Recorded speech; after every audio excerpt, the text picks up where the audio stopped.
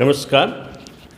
चलिए आज हम हिंदी का एक नया लेक्चर पढ़ने जा रहे हैं। तो सबसे पहले तो हमें थोड़ा जनरल नॉलेज जिसे कहते हैं सामान्य ज्ञान इतिहास का आप पढ़ चुके हैं उसके बारे में थोड़ी बातचीत कर लें।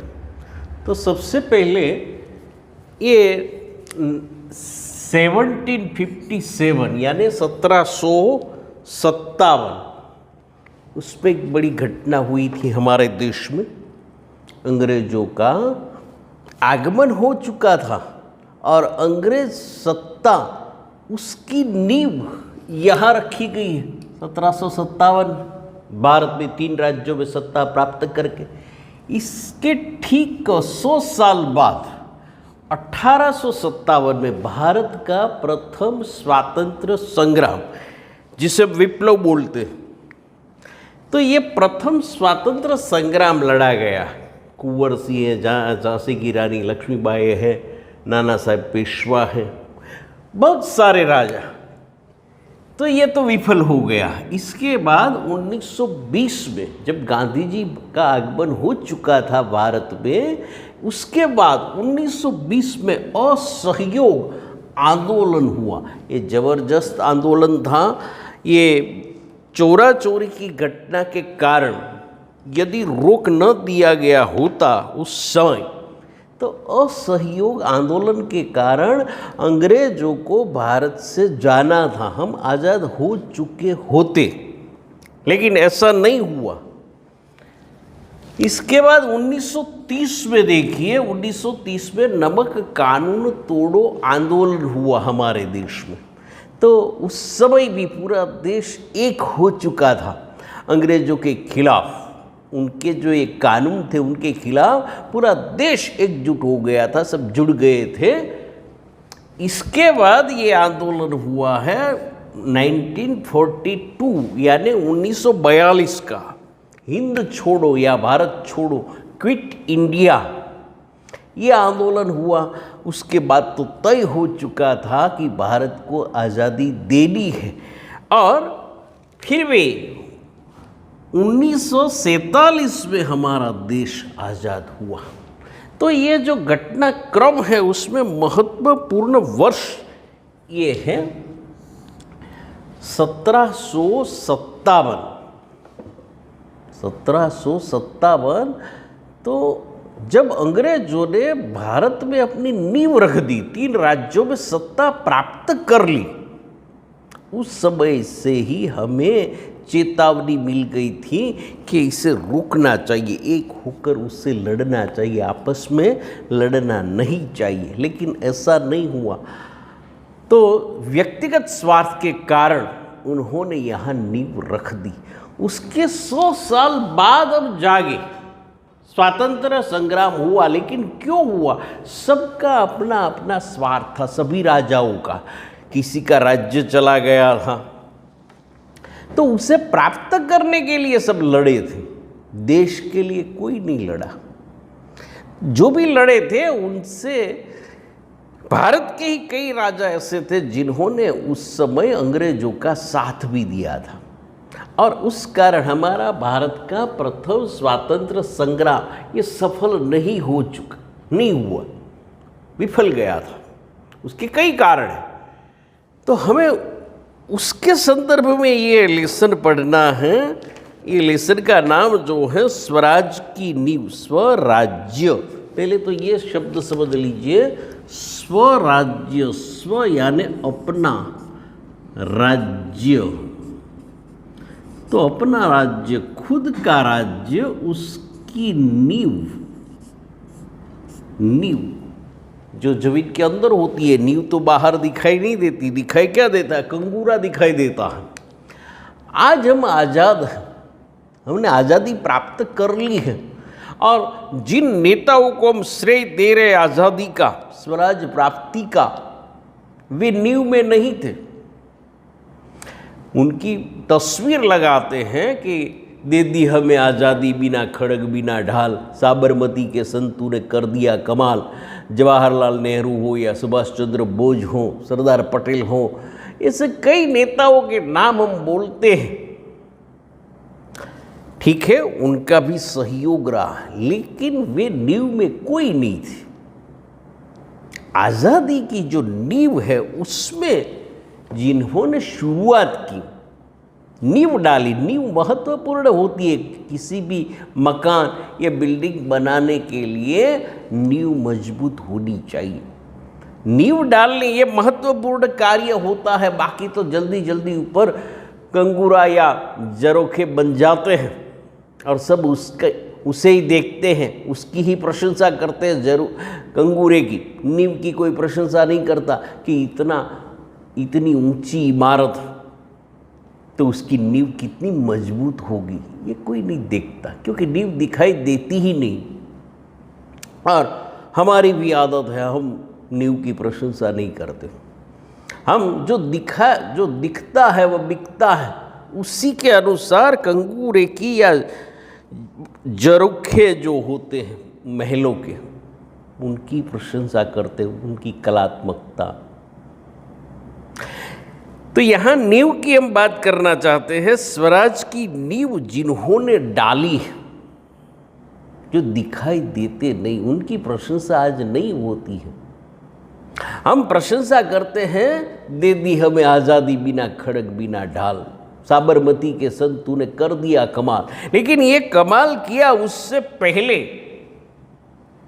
अंग्रेजों के सामने जो लड़े थे, शुरुआत की थी, ये महत्वपूर्ण था। तो उन दिनों की बात है, 1857 की, हमारे देश के प्रथम स्वातंत्र संग्राम की। और उसमें रानी, झांसी की रानी, जो झांसी की रानी के नाम से प्रसिद्ध है, उनके त्याग और संघर्ष की ये कहानी है। तो ये महत्वपूर्ण भूमिका रही है, खास करके आज़ादी की ये जो लड़ाई है उसमें स्त्रियों का योगदान, उनकी शुरुआत लक्ष्मीबाई ने की थी। तो ये हमारे नींव के पत्थर हैं, उनके त्याग, तपस्या और बलिदान के द्वारा ही हमारे स्वराज की प्राप्ति हुई है। भले ही उस समय हमें स्वराज नहीं मिला हो, लेकिन स्वराज की नींव का पत्थर बनकर ये जनमानस में देश प्रेम तथा नव जागरण की भावना जो है उसे जगाने में अपने आप को सार्थक समझते हैं। तो उन्होंने नव जागरण किया, अपने आप को बलिदान दे दिया, लेकिन उनके बलिदान से ही आगे जाकर हम आज़ाद हुए, स्वराज की प्राप्ति हुई है। तो ऐसा एक एकांकी लिखा है विष्णु प्रभाकर ने। ये प्रभाकर जो लिखा है ना यहाँ, ये प्रभाकर, ये उनकी जो उपाधि या डिग्री प्राप्त की है बीए करने के बाद, ये प्रभाकर डिग्री है। जैसे शास्त्री, लाल बहादुर शास्त्री, ये सरनेम नहीं है, ये उनकी डिग्री है, ये उपाधि प्राप्ति की है बनारस हिंदू यूनिवर्सिटी से। तो उनका वास्तविक नाम तो ये है विष्णु दयाल। तो विष्णु दयाल जी जो खास करके उन्होंने एकांकी लिखे, एकांकी संग्रह देखिए उनके। तो ये एकांकी संग्रह है प्रकाश और परछाइयाँ, 12 एकांकी, अशोक, ये उनके एकांकी संग्रह। तो यहाँ उन्होंने जो एकांकी लिखा है उनके पात्र देखिए। सबसे पहले तो लक्ष्मीबाई, यानी झांसी की रानी लक्ष्मीबाई, जिनका वास्तविक नाम है मनुबाई। तो उनकी 2 सखिया है, एक जूही और ये मुंदर। इसके बाद तात्या, जो नाना साहब पेशवा के सेनापति हैं, रघुनाथ राव और सेना नायक। तो इतने ही पात्र है, महत्वपूर्ण पात्र। एकांकी है वह छोटा होता है, ज़्यादा से ज़्यादा 15 या 20 मिनट में उसका मंचन हो सकता है, और कम से कम पात्र होते हैं। एक ही मुख्य घटना या एक ही समस्या, एक ही मुख्य विचार लेकर चलता है, और उसका अंत बड़ा चोटदार होता है, चमत्कृत कर दे ऐसा अंत होता है। तेजी से अंत की तरफ गति करता हुआ ये नाटक का लघु स्वरूप, जैसे कहानी है हमारी वैसे एकांकी है। तो यहाँ पहले रंगमंच के बारे में थोड़ी बहुत सूचना दी गई है कि रंगमंच पर युद्ध भूमि का दृश्य जो है अंकित किया जा सकता है। कैंप कहीं पास ही लगा हुआ है और महारानी लक्ष्मीबाई के तंबू का एक भाग दिखाई देता है और पर्दा उठने पर महारानी लक्ष्मीबाई अपनी सखी जूही के साथ उत्तेजित अवस्था में मंच पर प्रवेश करती हैं। दोनों ने लाल कुर्ती के सैनिकों की वेशभूषा में। तो पर्दा उठते ही हमें ये दृश्य दिखाई देता है, महारानी लक्ष्मीबाई अपनी सखी जूही के साथ ये सैनिकों की वेशभूषा में लाल कुर्ती में सज और थोड़ी उत्तेजित अवस्था में प्रवेश करती हैं। नज़दीक ही उनका कैंप लगा हुआ है, तो लक्ष्मीबाई के तंबू का एक भाग भी वहाँ से दिखाई देता है और आते ही वह बोलती हैं कि मेरे देखते देखते क्या से क्या हो गया जूही। वह जूही से कहती है क्या हो गया, झांसी, कालपी, ग्वालियर कहाँ गई, परंतु मंजिल है कि पास आकर भी हर बार दूर चली जाती है। ये सब गवायां हैं, एक के बाद एक अंग्रेजों ने अपने कब्जे पे ले लिया। आप जानते हैं कि लॉर्ड डेलहाउसी ने एक कानून बनाया था कि जो राजा निही संतान उसकी मृत्यु हो जाए तो उनका राज्य खालसा हो जाता है, अंग्रेज उसे अपने कब्जे में ले लेते हैं। तो यहाँ दामोदर नाम का उनका एक लड़का था जो दत्तक लिया गया था, तो अंग्रेजों ने मना कर दिया। लॉर्ड डेलहाउसी ने कहा ये नहीं चलेगा, ये राजा की संतान नहीं है। तो इस प्रकार झांसी अंग्रेजों ने ले लिया। तो एक के बाद एक चला गया। देखिए झांसी है, कालपी है, ग्वालियर है, सब चले गए और मंजिल है कि पास आकर भी हर बार दूर चली जाती है। स्वराज को आते हुए मैं देखती हूँ।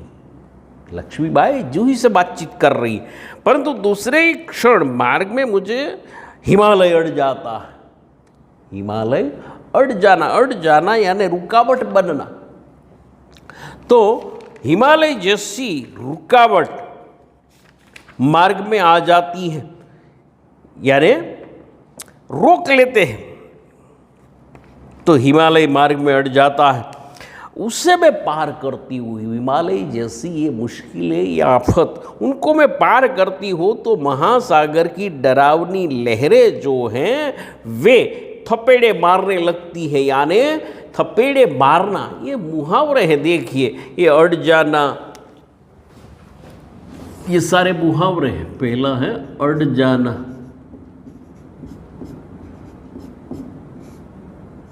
दूसरा है थपेड़े मारना,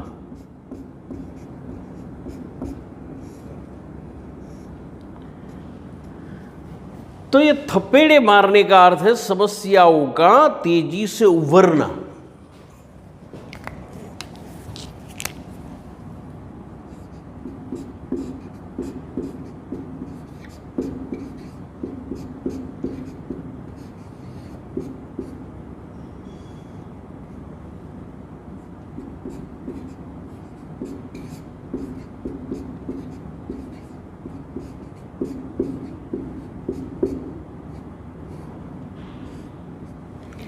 तो पहला मुहावरा आपने देखा था, ये थे अड़ जाना।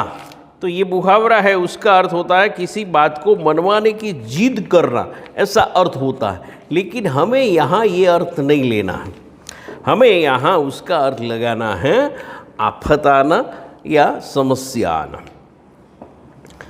तो एक के बाद एक हाथ से निकल जाता है। झांसी है, ये कालपी है, ग्वालियर है, तो एक के बाद एक हाथ से निकल गया है। और महारानी कहती हैं कि महासागर की डरावनी लहरें यानी थपेड़े मारने लगती है, उसका अर्थ है समस्याओं का तेजी से उभरना। एक के बाद एक समस्या उभरने लगती हैं, उनसे मैं जूझती हूँ तो नाविक सो जाते हैं। नाविक यानी नाव चलाने वाला, मल्ला, माझी।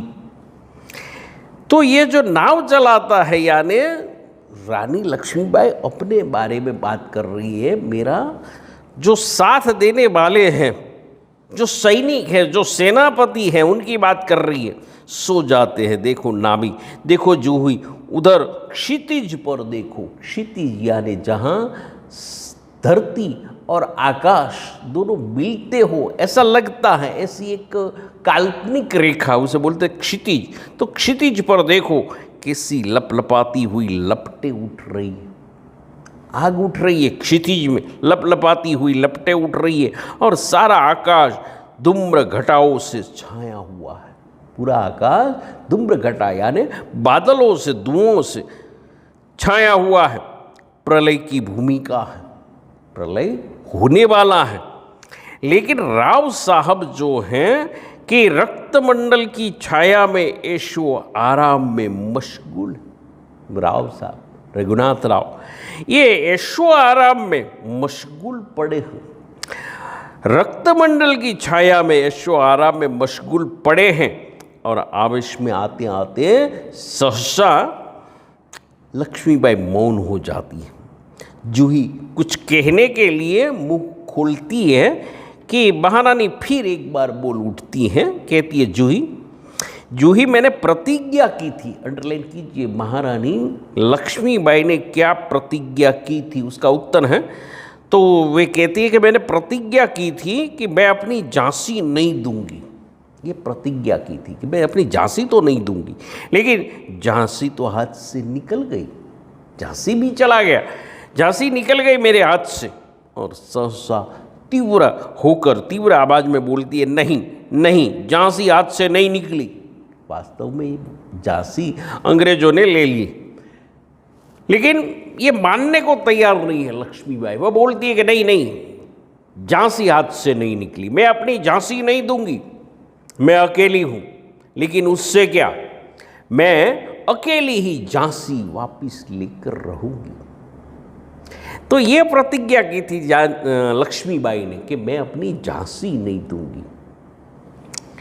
तो जूही कहती है, कौन कहता है कि आप अकेली हैं? आप अकेली नहीं है महारानी, आप तो गीता पढ़ती है, भगवद गीता, ये धर्म ग्रंथ हमारा। ये भगवद गीता जो है, ये धर्म ग्रंथ पढ़ते हैं, और जो ये इसका पठन नियमित रूप से करता है, खास करके हमारे IIM अहमदाबाद, आपने नाम सुना होगा IIM, टुक में ए, हाँ शॉर्ट में कहते ए, तो वहाँ पढ़ाया जाता है उनके अध्याय, खास करके तीसरा अध्याय कर्मयोग, वह सिलेबस में है। तो दुनिया के जो स्टूडेंट है, विद्यार्थी है, आज भारत में पढ़ने आते, खास करके मैनेजमेंट में, इंडियन इंस्टीट्यूट ऑफ मैनेजमेंट, और उसकी जो ये ब्रांच है अहमदाबाद, ए ब्रांच, वहाँ पढ़ने के लिए आते।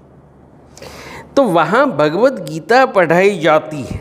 तो भगवद गीता कितनी महत्वपूर्ण है, जो ही बता रही है कि आप तो भगवद गीता पढ़ती हैं, फिर यह निराशा कैसी? जो भगवद गीता पढ़ते हैं उनके जीवन में निराशा नहीं आती।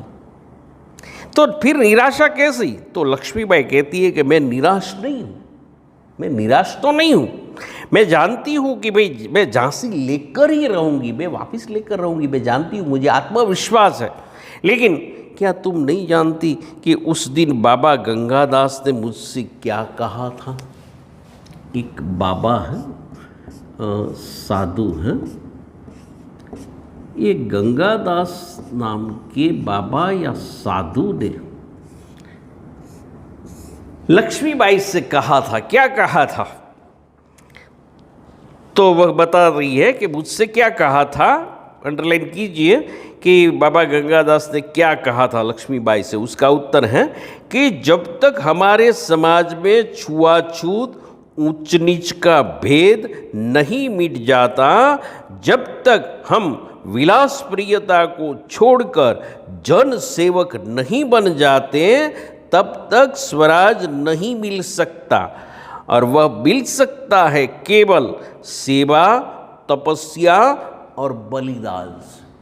बहुत ही अच्छी बात की थी लक्ष्मीबाई को बाबा गंगादास ने कही थी कि आप प्रयत्न कर रहे हैं स्वराज प्राप्ति के लिए, लेकिन जब तक हमारे समाज में जो ये चल रहा है छुआछूत, छुआछूत, छूत यानी छूत और अछूत, ये जो भेदभाव है,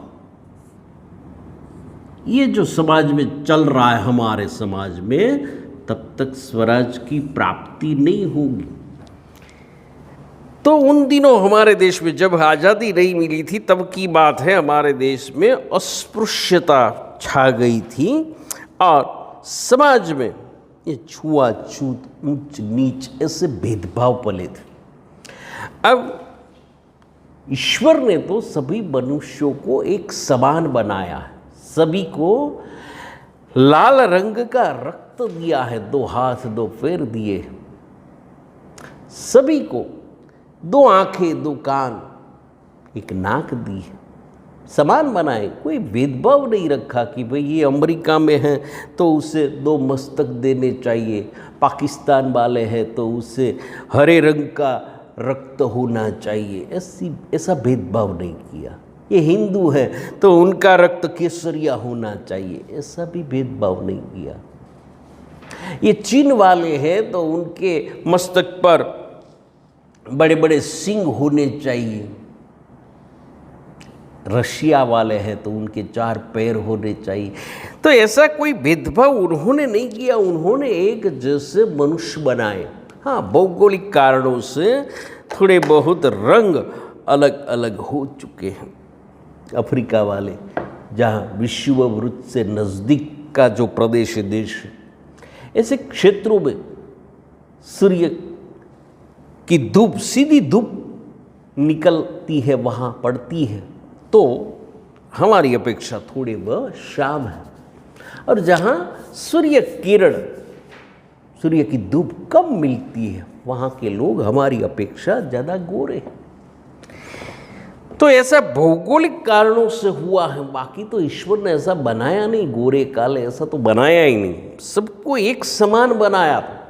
एक अदृश्य शक्ति है जो पूरी सृष्टि का संचालन कर रही है। नियमित सूर्य निकलता है, चंद्र निकलता है, बारिश होती है, धूप निकलती है, ठंड पड़ती है, ये सब कुछ चलाता है, हमें ऑक्सीजन यानी प्राणवायु जो प्रदान करता है। तो ये सारा चक्र जो चलाने वाला है अदृश्य एक शक्ति है जिनको हमने देखा नहीं। हम अलग अलग धर्म वाले अलग अलग नाम से उसे जानते हैं।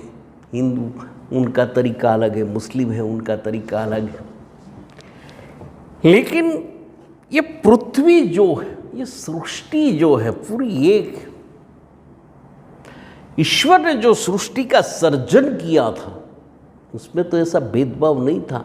हाँ, पूरे मनुष्य को तो एक जैसा ही बनाया। दूसरे प्राणी बनाए हैं, उनको विचार करने की शक्ति, बुद्धि, वाणी ये प्रदान नहीं की, मनुष्य को दी है, क्योंकि वह दूसरे प्राणियों की देखभाल कर सके। ऐसा सोचकर ईश्वर ने सृष्टि की रचना की थी, लेकिन मनुष्य ने यहाँ आकर भेदभाव शुरू कर दिया। ये छुआछूत, ऊंच नीच, अमीर गरीब, ये सब भेदभाव प्राचीन काल से है, आज भी है। तो बाबा गंगादास ने ऐसा कहा कि हमारे यहाँ जो ये छुआछूत, ऊंच नीच, ये भेदभाव है, ये जब तक नहीं मिट जाते तब तक हमें स्वराज की प्राप्ति नहीं होगी। और जब तक हम विलास प्रियता को छोड़ ना दें, विलास प्रियता में डूबे हैं राजा महाराजा, उसे छोड़कर हम जन सेवक नहीं बन जाते, तब तक स्वराज नहीं मिल सकता। विलास प्रियता में जो राजा महाराजा डूबे हैं, उसे सच्चे अर्थ में जन सेवक बनना, तब हमें स्वराज मिल सकता है। यह मिल सकता है केवल सेवा से। लोगों की सेवा करनी पड़ेगी, तपस्या करनी पड़ेगी, और उसे प्राप्त करने के लिए बलिदान देना पड़ेगा। ये सारी बातें आज़ादी से पहले बाबा गंगादास ने लक्ष्मीबाई को कही थी। अब तब की बात है जब वह अंग्रेजों के खिलाफ झांसी के लिए लड़ रही थी।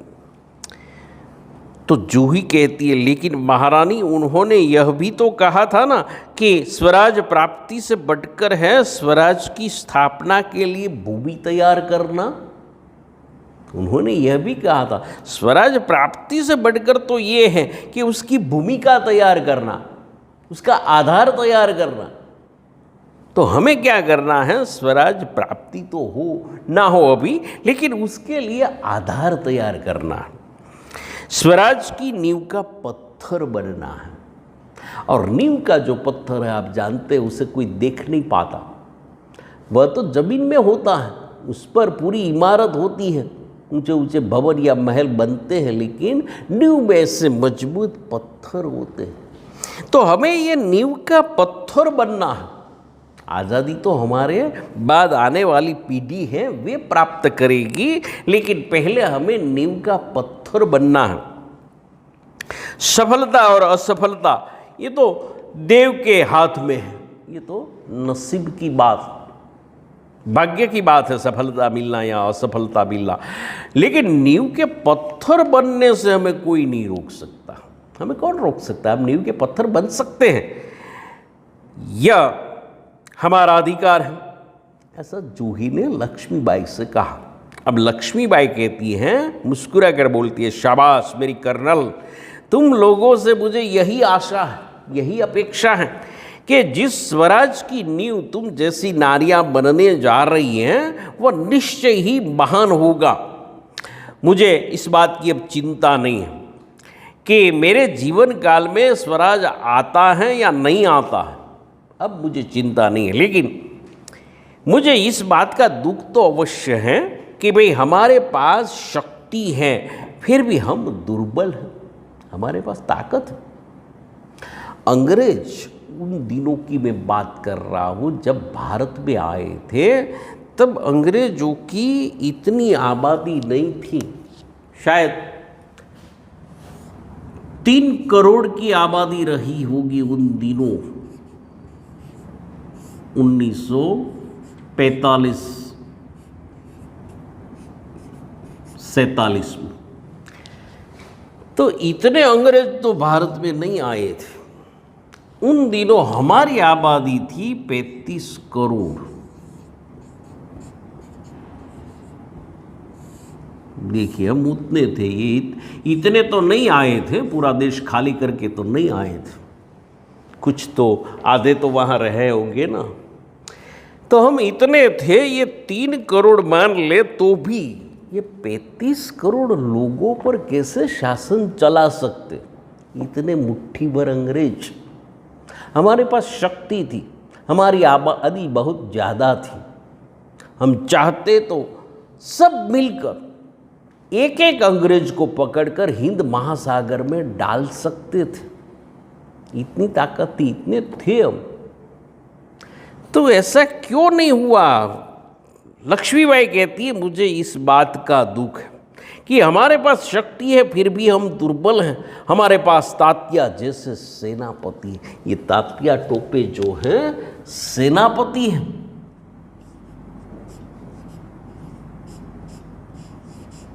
तो तात्या जैसे सेनापति है हमारे पास, फिर भी हम दुर्बल हैं।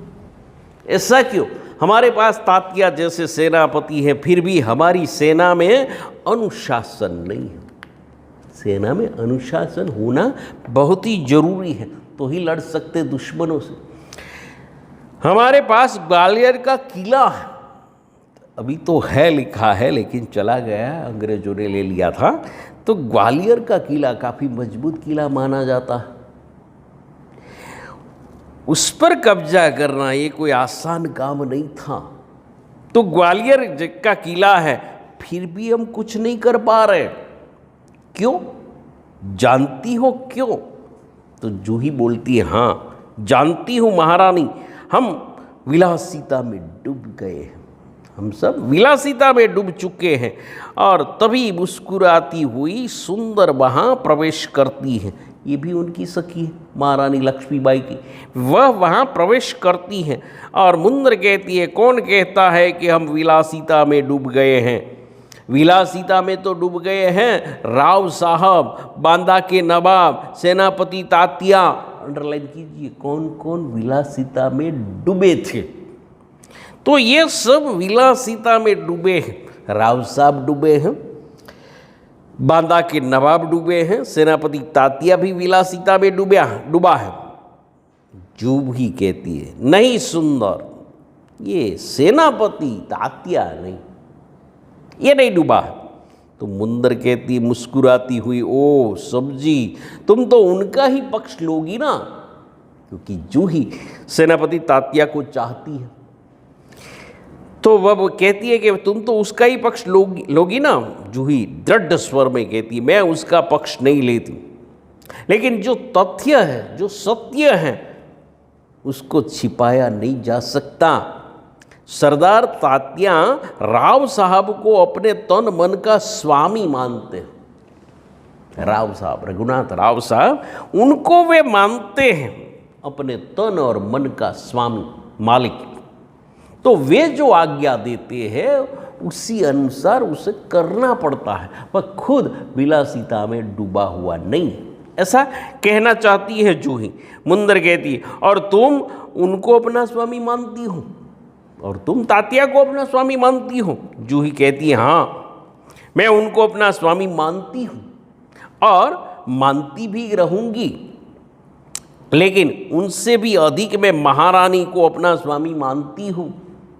उनसे भी अधिक तो ये महारानी लक्ष्मीबाई को अपना स्वामी मानती हूँ, और महारानी से भी बढ़कर मैं अपने देश को अपना स्वामी मानती हूँ।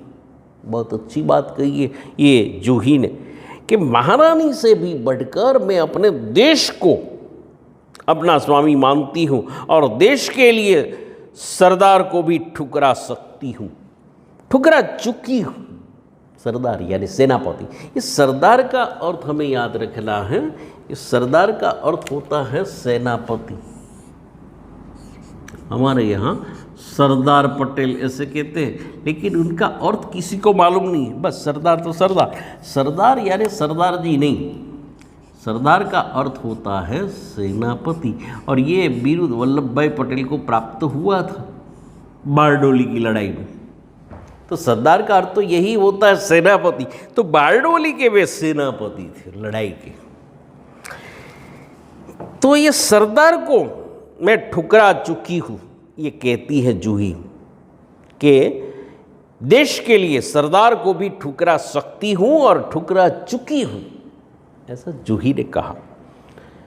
मुंदर ये थोड़ी घबरा कर, शक पका कर, यानी घबरा कर कहती है जूही तू तो नाराज हो गई, मेरा यह मतलब नहीं था, मैं तो केवल इतना ही कहना चाहती थी कि भाई जब तूने उन्हें अपना स्वामी मान ही लिया है तो तू उन्हें रोकती क्यों नहीं। वह विलासिता में डूबा जा रहा है राव साहब के साथ, वे जो आज्ञा देते हैं वही करते हैं, तो उसे तू रोकती क्यों नहीं। लक्ष्मीबाई ने कहा।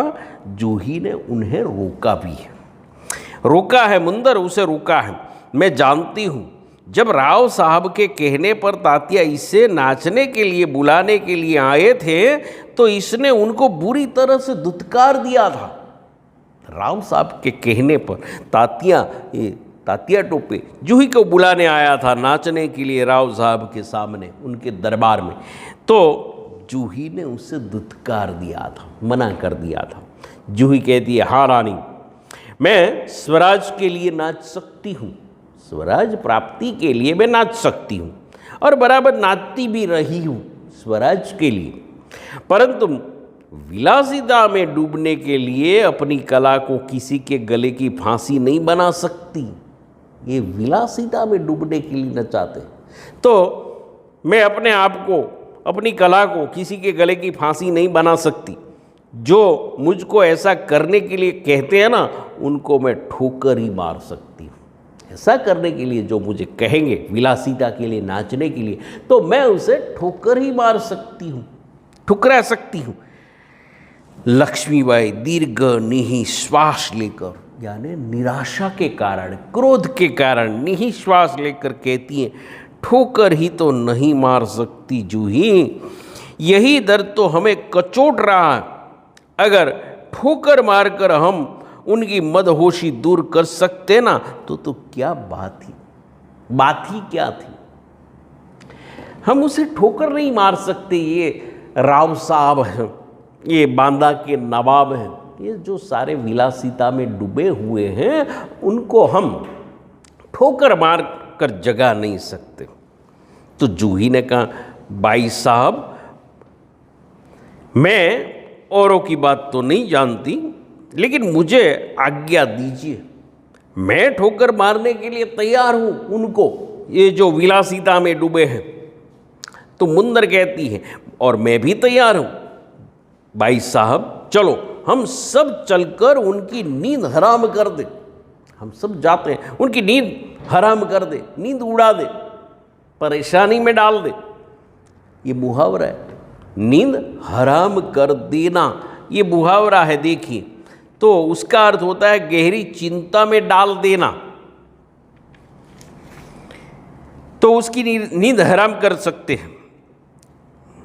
तो लक्ष्मीबाई कहती है, नहीं मुंदर, नहीं, हम उनकी नींद हराम नहीं कर सकते, हम ऐसा नहीं कर सकते। अब तो दुश्मन की ठोकर ही उनकी ये नींद जो है उस नींद से जगा सकती है। दुश्मन की ठोकर लगेगी तो ही उसकी नींद खुलेगी, उसकी नींद से जगा सकती है, लेकिन उसके लिए दुश्मन की ठोकर लगनी चाहिए। जूही कहती है, दुश्मन की ठोकर, ये आप क्या कह रही है? तो लक्ष्मीबाई कहती है, हाँ जूही, अंडरलाइन कीजिए, बहुत ही अच्छा जवाब दिया है लक्ष्मीबाई ने। उसने कहा, दोष की ठोकर अविश्वास की खाई को और भी चौड़ा कर देती है। हमारे बीच जो अभी अविश्वास की खाई है और हम ठोकर मारेंगे जगाने के लिए, तो हमारे बीच जो अविश्वास की खाई है वह और चौड़ी हो जाएगी। क्या तुम नहीं जानती कि हम एक दूसरे को किस दृष्टि से देखते हैं? अभी अविश्वास की दृष्टि से परस्पर देख रहे। क्या ऐसी स्थिति में मेरे कुछ कहने से शंकाओं की घटा और भी गहरा नहीं उठेगी? मैं कुछ कहूँगी, ठोकर मारूंगी, जगाने के लिए बोलूँगी, तो ये शंकाएं बढ़ेगी, शंकाओं की घटा जो है और भी गहरा नहीं उठेगी। मुंदर कहती, बाई साहब ठीक कहती हैं, शंकाएं अविश्वास पैदा करेगी। हमारे बीच जो शंकाएं हैं वह उनके कारण अविश्वास बढ़ेगा, अविश्वास पैदा करेगी, और अविश्वास से उत्पन्न हुई निराशा, तो ये निराशा को दूर करने के लिए वे लोग क्या करेंगे? वे लोग पायल की झंकार और भी वहाँ जनक उठेगी और भी विलासिता में डूब जाएंगे। पायल की झंकार और भी जनक उठेगी और श्रीखंड और लड्डुओं पर जान देने वाले ब्राह्मणों के आशीर्वाद का स्वर और भी तेज व उठेगा। खान पान भोज हो रहा, ब्रह्म भोज हो रहा। उनके आशीर्वाद लेने के लिए उन्हें श्रीखंड और लड्डुओं का भोज दिया जाता है। ऐसा मानते हैं राजा महाराजा जो विलासिता में डूबे कि ब्राह्मणों के आशीर्वाद प्राप्त हो जाए, वे खुश होकर आशीर्वाद दे दे तो हम जीत जाएंगे। तो उनके आशीर्वाद के ये स्वर हैं और भी तेज हो उठे जाएंगे, तेज होते जाएंगे। तो ज़्यादा ये लोग विलासिता में डूबे रहेंगे, ऐसा कहना चाहती है। सहसा कहीं दूर से तोपों का स्वर उठता है, कहीं दूर से तोपें चल रही है, उसकी आवाज़ आ रही है। लक्ष्मीबाई कहती है, और जूही, तू अगर तात्या को खोज सके तो तुरंत उन्हें यहाँ आने के लिए कह दे। उससे यहाँ तुरंत मुझे आकर मिलने के लिए तू कह दे कि तुरंत आए और मुझे मिले। तो ये आज्ञा देती है लक्ष्मीबाई जूही को। दूर से तोपे चलने की आवाज़ आ रही है, और ये जो आवाज़ें आ रही है आप सब जानते हैं, ब्रह्म भोज के उपलक्ष्य में ब्राह्मणों को खिलाया पिलाया गया है और तोपे चला रहे हैं खुशी में, आनंद में। ब्रह्म भोज के उपलक्ष्य में तोपे चल रही है। अभी युद्ध हुआ नहीं है, युद्ध से पहले ये सब हो रहा। तो हमने देखा था कि जूही जो मुंदर जो है वह कहती है कि भाई साहब ठीक कहती है कि ये शंकाएं जो है अविश्वास पैदा करेगी। रानी लक्ष्मीबाई जानती है ये रघुनाथ राव है, बांदा के नवाब है या सेनापति तात्या हैं, ये सब जो डूबे हैं विलासिता में, उनको ठोकर मारने की ज़रूरत है, लेकिन खुद ठोकर नहीं मार सकती, क्योंकि खुद ठोकर मारेगी तो उनके बीच जो शंकाएं हैं वह ज़्यादा दृढ़ होगी, अविश्वास ज़्यादा पैदा होगा, और उस अविश्वास से उत्पन्न निराशा को दूर करने के लिए ये पायल की झंकार है और भी जनक उठेगी। ज़्यादा रंग राग या विलासिता में ये लोग डूब जाएंगे। श्रीखंड और लड्डुओं पर जान देने वाले ब्राह्मणों के आशीर्वाद का जो स्वर है और भी तेज हो उठेगा। ये लोग ऐसा मानते हैं, ये राव साहब है या बांदा के नवाब हैं, ये सब ऐसा मानते हैं कि श्रीखंड या लड्डुओं का भोज देकर ब्राह्मणों को खुश करके उनके आशीर्वाद पाकर ये युद्ध जीता जा सकता है। तो ये और ज़्यादा बढ़ जाएगा। सहसा कहीं दूर से तोपों का स्वर उठता है। ब्रह्मभोज के उपलक्ष्य में तोपें चल रही है, तो दूर से तोपें चलने की आवाज़ आ रही है। अब लक्ष्मीबाई कहती है, और जूही तू अगर तात्या को खोज सके तो तुरंत उन्हें यहाँ आने के लिए कह दे। तात्या को यहाँ आने के लिए तुरंत तू कह दे। तो जूही कहती है, खोज में क्यों नहीं सकती, आपकी आज्ञा होने पर मैं उन्हें पाताल से भी खींच कर ला सकती हूँ। ये पाताल से खींच कर ले आना यानी किसी इच्छित चीज को कहीं से भी ढूंढ कर ले आना। तो आपकी आज्ञा हो तो मैं पाताल से भी खींच कर ला सकती हूँ। कैसे मैं ढूंढ नहीं सकती। और जाने के लिए बूढ़ती हैं कि रघुनाथ राव तेजी से वहाँ प्रवेश करते। रघुनाथ राव खुद वहाँ आए। रघुनाथ राव आकर कहते हैं, महारानी आपने सुना। रघुनाथ ने आकर ही प्रश्न किया, आपने सुना? तो लक्ष्मीबाई ने पूछा, क्या रघुनाथ? तो उसने बताया, महारानी ये जनरल रोज की सेना ने मुरार में पेशवा की सेना को हरा दिया है। मुरार यूपी में, उत्तर प्रदेश में। तो जनरल रोज है अंग्रेज जनरल, तो उसकी सेना ने पेशवा की सेना को मुरार में हरा दिया। आपने ये सुना, ये समाचार आपको मिला? तो जूही कांप करके दिए, क्या पेशवा की सेना हार गई? पेशवा की सेना, ये जनरल रोज ने हरा दी उसे। लक्ष्मीबाई कहती है, पेशवा की सेना हार गई, यह अच्छा ही हुआ। देखिए रानी लक्ष्मीबाई जो कहना चाहती है उसका मतलब तो ये है कि भाई उनको ये वास्तविकता का ज्ञान कराना, ये चोट देना, ये ठोकर देना, ये ठोकर लगना बहुत ही जरूरी था। अब पेशवा की आंखें खुलेगी। आंखें खुलना यानी सजग होना, जागृत होना। अब उसकी आंखें खुलेगी पेशवा की। तो अब उसकी आंखें खुलेगी, ये उसके लिए जरूरी था, ये अच्छा ही हुआ। रघुनाथ अपनी सेना को तैयार होने की आज्ञा दो। और रोज जो है ग्वालियर का किला नहीं ले सकता। ग्वालियर का किला काफ़ी मजबूत है, काफ़ी ऊंचा है, तो वह ग्वालियर का किला तो नहीं ले सकता। अपनी सेना को तैयार होने के लिए तुम आज्ञा दे दो। रघुनाथ कहता, मैं जानता हूँ वह कभी नहीं ले सकता। ग्वालियर का किला तो वह कभी हासिल नहीं कर सकता। मैं अभी सेना को कुछ करने के लिए कहता हूँ, केवल आपको सूचना देने के लिए यहाँ मैं आया था। और इतना कहकर रघुनाथ ये जाता है। अब लक्ष्मीबाई कहती है, और जूही तुम भी जाओ, तुम भी जाओ। सहसा बाहर देखकर कहती हैं लक्ष्मीबाई, लेकिन ठहरो। एक बाहर देखकर उससे लगा कि ठहरो, शायद सेनापति तात्या इधर ही आ रहे हैं। तुम्हें जाने की ज़रूरत नहीं है, उसे खोजकर ढूंढकर लाने की ज़रूरत नहीं है। उसने बताया था ना कि कहीं से भी ढूंढकर ले आओ, कि भाई अगर तात्या को खोज सको तो तुरंत उन्हें यहाँ आने के लिए कह दो। और जूही जाने के लिए तैयार भी थी। उसने बताया था कि आपकी आज्ञा होने पर मैं पाताल से भी खींचकर ला सकती हूँ, लेकिन अभी महारानी उसे रोकती है कि लेकिन ठहरो, शायद सेनापति तात्या हैं, वह इधर ही आ रहे हैं, यहाँ आ रहे हैं।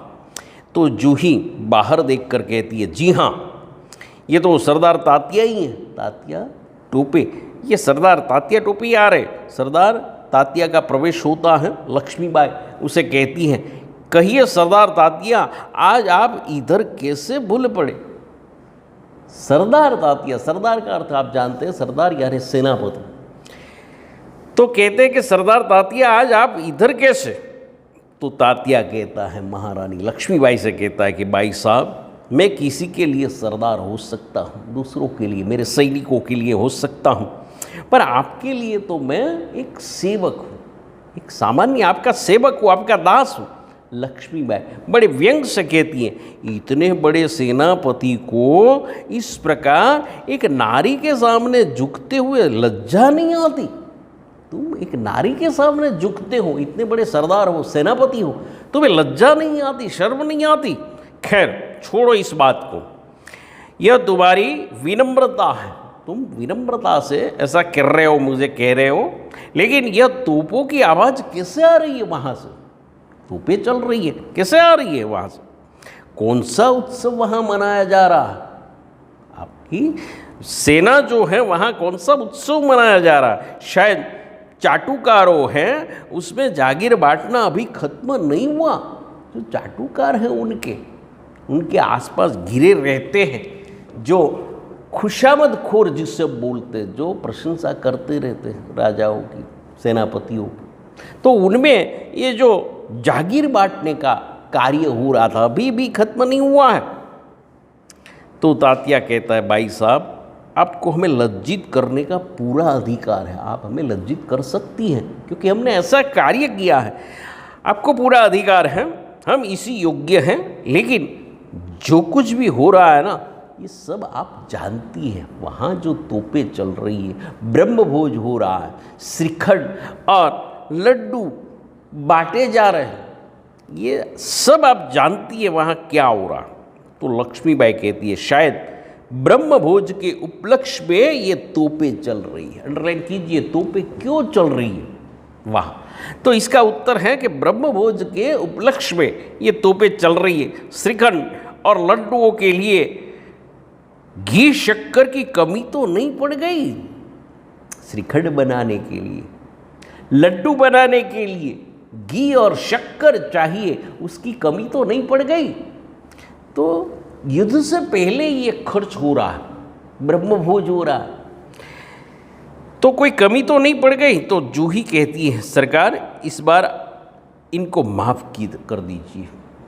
जूही जो तात्या को चाहती है, तो वह रोकती है कि इस बार इनको माफ़ कर दीजिए। तात्या के व्यग्र हो जाता है और कहता है, भाई साहब, आप यूँ कब तक फटकारती रहेगी हमें? बड़ा व्यग्र हो गया है और लक्ष्मीबाई से कहता है कि आप कब तक हमें ऐसे फटकारती रहेगी? लक्ष्मीबाई जूही से कहती हैं कि तू कहती है ना तो अच्छा है, लेकिन इतना कहते ही मुंदर का प्रवेश होता है। लक्ष्मीबाई की सखी मुंदर वहाँ प्रवेश करती हैं और आकर कहती है, सरकार सेना तैयार है, सेना तैयार हो चुकी है, रघुनाथ ने सेना तैयार कर दी है। लक्ष्मीबाई कहती है, तो मैं भी तैयार हूँ तात्या, तुमसे मुझे बहुत आशाएं थी, तुमसे बहुत ही आशाएं थी, अपेक्षाएं थी, तुम्हारे रहते ये सब क्या हो गया? तुम वहाँ हो, तुम्हारे रहते ये सब हो रहा है। तो जूही कहती है, सरकार ये स्वामी भक्त है, ये अपने स्वामी, अपने राव साहब जो है उनका भक्त है, स्वामी भक्त है। तो लक्ष्मीबाई कहती है, लेकिन आज हमें देशभक्तों की आवश्यकता है, स्वामी भक्तों की नहीं, हमें देशभक्तों की आवश्यकता है। खैर जाने दो, अब भी कुछ नहीं बिगड़ा है, अब भी बहुत कुछ किया जा सकता है, अब भी बिगड़ा नहीं है, कुछ बहुत कुछ किया जा सकता है। तात्या कहता है, इसीलिए तो आपके पास आया हूँ भाई साहब, आप जो कहेगी ना वही करूँगा, जो योजना आप बनाएं उसी पर मैं चलूँगा। ये वचन देता है कि इसलिए आपके पास आया हूँ, आप जो योजनाएं बनाएंगे ना उन्हीं पर मैं चलूँगा। अब लक्ष्मीबाई कहती है तो जाओ तलवार संभालो। नुपुरों की ये जो जंकार हो रही है ना उनके स्थान पर अब तोपों का गर्जन होने दो। तोपे चलाओ, नुपुर की जंकार, पायल की जंकार जो हो रही है बंद करो और तोपे चला दो। भूल जाओ ये राग रंग में विलासिता में जो पड़े हैं तुम डूबे थे, ये सब भूल जाओ राग रंग। याद रखो हमें स्वराज लेना है, स्वराज की प्राप्ति करनी है। हमें रणभूमि में मौत से जूझना है। मौत से जूझना यानी मौत का सामना करना है, साहस से मौत का सामना करना है। तो हमें रणभूमि में जाना है, मौत से जूझना है। अब तात्या कहता है महारानी आपकी जय हो, मैं युद्ध के लिए तैयार होकर ही आया हूँ। लड़ाई के लिए, लड़ने के लिए, युद्ध के लिए तैयार होकर ही आया हूँ। लक्ष्मीबाई कहती है जानती हूँ मैं, लेकिन सेनापति इस बार यह याद रखना कि यदि दुर्भाग्य से विजय न मिल सकी, अंडरलाइन कीजिए, महारानी लक्ष्मीबाई ने तात्या को या सेनापति तात्या को क्या अंतिम सूचना दी। तो ये अंतिम सूचना ये है कि दुर्भाग्य से यदि विजय न मिल सकी, हम हार गए, तो तुम्हें सेना और सामग्री दोनों को दुश्मन के घेरे से निकाल कर ले जाना है। राव साहब की सेना, खास करके उसका खजाना, युद्ध सामग्री, उसे बचाकर दूर ले जाना है, क्योंकि आगे भी लड़ना है। अभी हम दुर्भाग्य से विजय प्राप्त नहीं कर पाते हैं, तो ये सामग्री को बचाना है, खास करके सेना और युद्ध सामग्री और ये खजाना, ये दूर लेकर निकल जाना है, उसे बचाना है, ये दुश्मनों के हाथ ना आ जाए, ये सूचना दी। तो तात्या ने कहा ऐसा ही होगा। और लक्ष्मीबाई कहती है तात्या मेरा मन कहता है कि मेरे जीवन का ये अंतिम युद्ध है। रानी लक्ष्मीबाई को पता चल गया है कि ये अंतिम युद्ध है। इस युद्ध में या तो मैं मारी जाऊंगी, शहीद हो जाऊंगी, या तो जीत प्राप्त कर लूंगी। इसके बाद युद्ध लड़ने की जरूरत ही नहीं होगी। तो ये मेरे जीवन का अंतिम युद्ध है। जीत हो या हार हो, मुझे किसी बात की कोई चिंता अब नहीं है। चाहे जीतूं या चाहे हारूं, मुझे कोई चिंता नहीं है। चिंता केवल इस बात की है कि हमारी वीरता है ना, वह कलंकित न होने पाए। हमें वीरता से लड़ना है, बहादुरी दिखानी है, शूरवीरता दिखानी है, वह कलंकित न हो पाए, कलंक ना लगे हमारी वीरता को। इस बात की ही चिंता है। मरने की या जीने की कोई चिंता नहीं है, जीत की या हार की भी कोई चिंता नहीं है, लेकिन हमें वीरता दिखानी है, वह कलंकित न हो पाए, इस बात की लक्ष्मीबाई को चिंता है। अब तात्या है, वह कहता है भाई साहब वीरता आपको पाकर धन्य हो गई। वीरता है, शूरवीरता है, ये बहादुरी है, ये आपको पाकर, आपके पास आकर वह खुद धन्य हो गई है वीरता। आपके रहते हुए ये कलंक, वीरता पर कोई कलंक नहीं लगेगा। आपके रहते हुए ये कलंक हमारी छाया को भी नहीं छू सकेगा, हमें कलंक नहीं लगेगा, क्योंकि आप हैं हमारे साथ। आपके रहते हुए ये कलंक हमारी छाया को भी नहीं छू सकता है। आज्ञा दीजिए, प्रणाम। तो इतना कहकर तात्या जो है वह विदा होता है, वह निकलता है। और लक्ष्मीबाई भी कहती है प्रणाम तात्या, मैं सीधी युद्ध भूमि में ही जा रही हूँ, तुम देर न लगाना। और तात्या चला जाता है। अब मुंदर कहती है सरकार आज मैं बराबर आपके साथ रहूँगी, मैं आपके साथ रहूँगी, आज बराबर आपके साथ रहकर लड़ना है मुझे। तो जूही भी कहती है और मैं तोप खाना संभालूंगी। तोप खाना है, तोपची जिसे बोलते हैं, जो तोप चलाता है वह तोपची। तो ये तोप खाना मैं संभालूंगी, जूही कहती है। अब लक्ष्मीबाई बोलती है, वह कहती है और हम सब मिलकर या तो स्वराज प्राप्त करके रहेंगे, आज स्वराज मिल जाएगा, या स्वराज की नींव का हम पत्थर बनेंगे।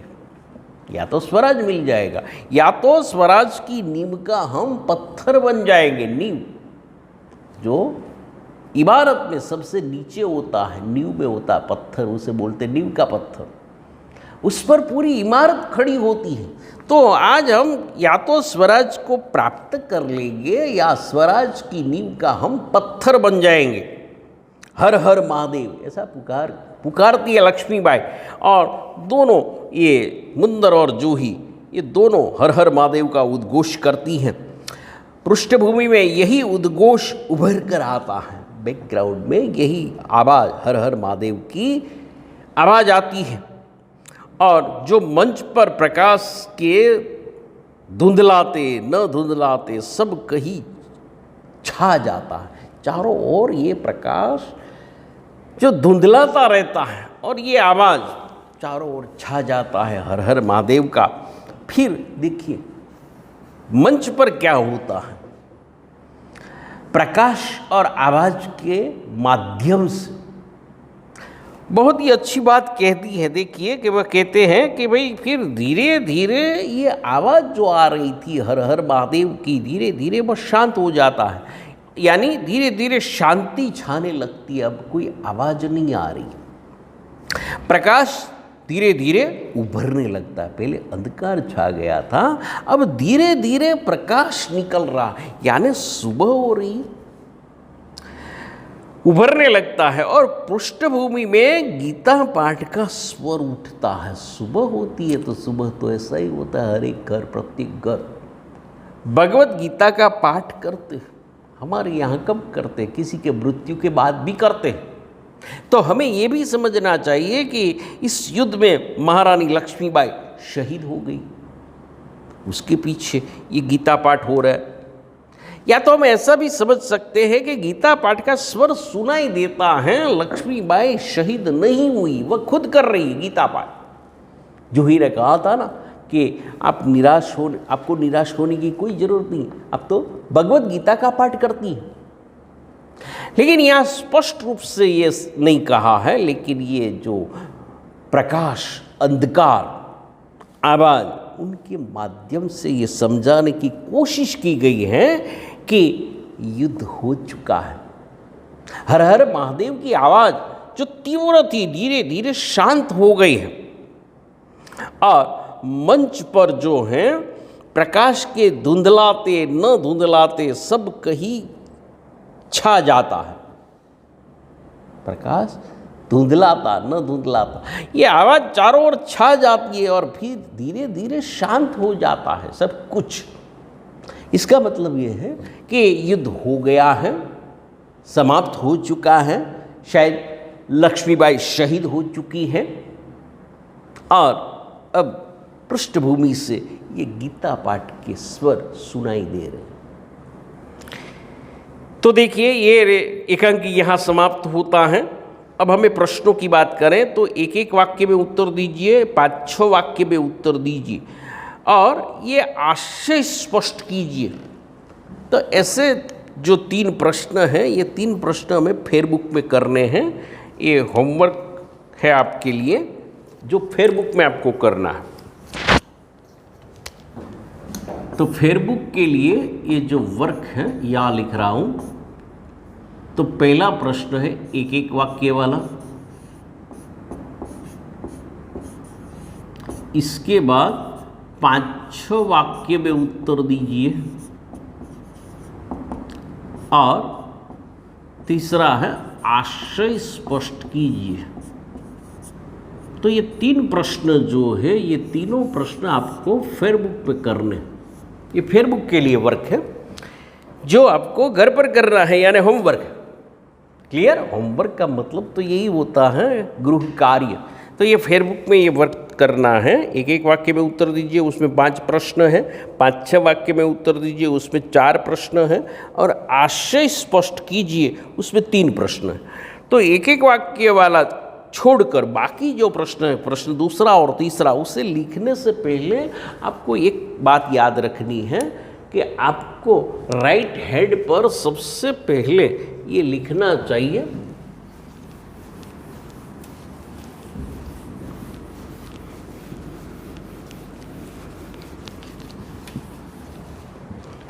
देखिए ऐसा एक बॉक्स बनाकर आपको उत्तर लिखना चाहिए सबसे पहले। बड़े प्रश्नों में खास करके 5-6 वाक्य में उत्तर दीजिए तो ये पहले लिखना चाहिए कृति, इसके बाद कर्ता और साहित्य स्वरूप।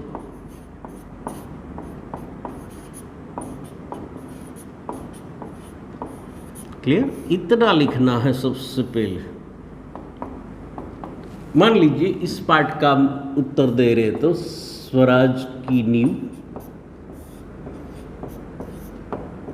ये लेसन का नाम है। कर्ता विष्णु प्रभाकर,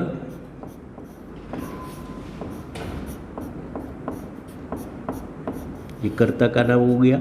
उपनाम दिया गया है तो ये भी लिखे। और साहित्य स्वरूप, साहित्य एकांकी। तो इतना लिखने के बाद आप प्रश्न का उत्तर लिखेंगे। 5-6 वाक्य में उत्तर हो या आशय स्पष्ट कीजिए, ऐसे बड़े प्रश्न हो तो इतना राइट हैंड पर बॉक्स बनाना है। इसके बाद नीचे से आपको उत्तर लिखना शुरू करना है। तो बड़े प्रश्नों में ऐसा ही करना है, चाहे WRT हो, सेमेस्टर एग्जाम हो, कहीं पर भी ये बड़े प्रश्नों के लिए ऐसे ही उत्तर लिखने हैं, नहीं तो 1 मार्क्स कट जाएगा। उसके लिए हमने 1 अंक रखा है, तो 1 अंक के लिए ये लिखना चाहिए। क्लियर? चलिए, तो ये लेसन यहाँ समाप्त होता है। अगली बार फिर मिलेंगे एक नए लेसन के साथ, उसमें हम बातचीत करेंगे। नमस्कार।